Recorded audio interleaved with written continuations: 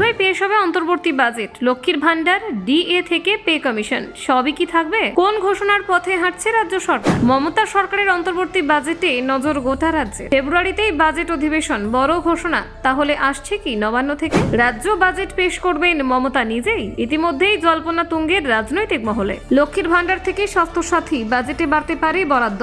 জনহিতকর প্রকল্পে বড় চমক দিতে পারে রাজ্য সরকার। রাজ্য সরকারি কর্মীদের দিকে তাকিয়ে বাজেট। ডিএ নিয়ে তাহলে কি মিলবে সুখবর? ষষ্ঠ পে কমিশনের মেয়াদ পেরোলো, এবার তাহলে রাজ্যে কি আসছে সপ্তম বেতন কমিশন? কেন্দ্রের 58%, রাজ্যের 18%, ডিএ বৈষম্য ঘোচাবে কি বাজেট? ভোটের আগে নবান্নের কৌশল কি হতে চলেছে দেখুন। সবকিছু ঠিকঠাক থাকলে আর মাত্র 2 মাস পর রাজ্য বিধানসভা নির্বাচন। তার আগে মমতা বন্দ্যোপাধ্যায় সরকারের তৃতীয় মেয়াদে শেষ বাজেট পেশ হতে চলেছে বিধানসভায়। স্বাভাবিকভাবে এই রাজ্য বাজেটকে ঘিরে রাজনৈতিক ও প্রশাসনিক মহলে বাড়ছে উত্তেজনা এবং কৌতূহল। ভোটের আগে এই বাজেটকে অত্যন্ত গুরুত্বপূর্ণ বলেই মনে করা হচ্ছে। সূত্রের খবর, ফেব্রুয়ারি মাসের প্রথম সপ্তাহেই শুরু হতে পারে পশ্চিমবঙ্গ বিধানসভার বাজেট অধিবেশন। 2026 সালে বিধানসভা নির্বাচনের আগে এটাই তৃণমূল সরকারের শেষ অধিবেশন। এই অধিবেশনে রাজ্য সরকারের অন্তর্বর্তী বাজেট পেশ করা হবে বলে জানা গিয়েছে।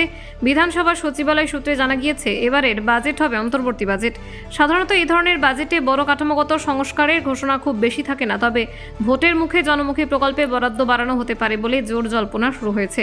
এখনো পর্যন্ত রাজ্য বাজেট পেশের দায়িত্ব সামলেছেন অর্থ প্রতিমন্ত্রী চন্দ্রিমা ভট্টাচার্য। তবে তৃণমূলের অন্দরে খবর বলছে, এবারে অন্তর্বর্তী বাজেট পেশ করতে পারেন স্বয়ং মুখ্যমন্ত্রী মমতা বন্দ্যোপাধ্যায়। 2021 সালে বিধানসভা নির্বাচনের আগেও এমনটাই হয়েছিল। নবান্ন সূত্রে জানা যাচ্ছে, এবারে বাজেটে 5টি ক্ষেত্রকে বিশেষ গুরুত্ব দিতে পারে রাজ্য সরকার। স্বাস্থ্য, শিক্ষা, গ্রামীণ উন্নয়ন, সামাজিক সুরক্ষা আর কর্মসংস্থান। এই ক্ষেত্রগুলিকে কেন্দ্র করে একাধিক গুরুত্বপূর্ণ ঘোষণা হতে পারে। এই বিষয়গুলি সাধারণ মানুষের সঙ্গে সরাসরি যুক্ত বলে মনে করছে প্রশাসন। ভোটের কথা মাথায় রেখে বিশেষ নজর থাকতে পারে লক্ষ্মীর ভান্ডার প্রকল্পের ওপর। পাশাপাশি স্বাস্থ্যসাথী, কন্যাশ্রী, খাদ্যশ্রী প্রকল্পেও বরাদ্দ বৃদ্ধির সম্ভাবনা রয়েছে। এই প্রকল্পগুলি তৃণমূল সরকারের জনপ্রিয় সামাজিক প্রকল্প হিসেবেই পরিচিত। প্রশাসনের একাংশের মতে, গ্রামীণ এলাকায় ভোট ব্যাংকে আরও শক্ত করতে এই প্রকল্পগুলিতে অতিরিক্ত অর্থ বরাদ্দ করা হতে পারে। বিশেষ করে মহিলা ও নিম্নবিত্ত পরিবারের কথা মাথায় রেখে এই সিদ্ধান্ত আসতে পারে।